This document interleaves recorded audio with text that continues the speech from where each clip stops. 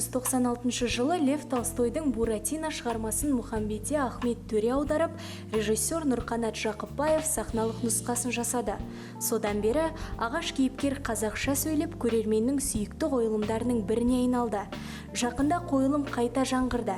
Темірбек Жүргенов атындағы Қазақ ұлттық өнер академиясы колледжінің студенттері дипломдық жұмысы ретінде дәл осы қойылымды ұсынды. Ең сұмдық қорқынышты оқиғаларға тап боласың.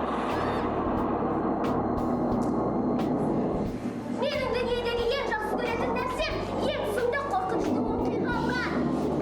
Режиссер Мерей Махановтың музыкалық драма театры және кино актері мамандығының студенттеріне білім беріп келе жатқанына биыл 3-ші жыл. Ол түлектерді спектакльге 1 жыл дайындаған екен. Осы аралықта болашақ мамандар берілген сахналық образды бойына сіңіріп толықтырса, режиссер қойылымға жаңаша леп беруге тырысқан. Біздің ерекшелігімізде декорациямен бір өзгерістер, ерекшеліктер бар.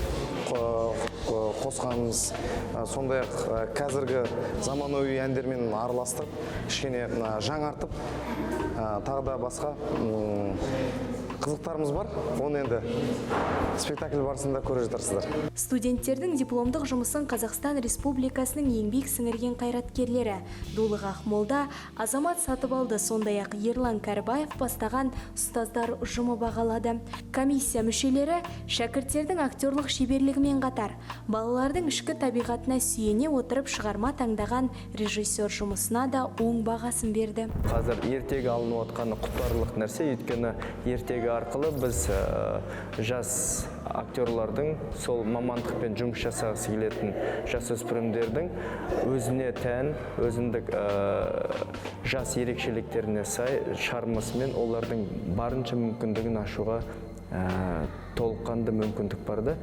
Сондықтан да менің ойымша қазіргі жетекшінің қадамы өте дұрыс, және де қаншалықты оның жақсы шыққаны өзіңіз куәгер болған шығарсыздар. Қойылымда музыкалық драма театры және кино актері мамандығының 16 студенті сахналады. Оларды қолдауға келген ата-аналары да дән риза. Екінші балам бітірейін деп жатыр осы жерден.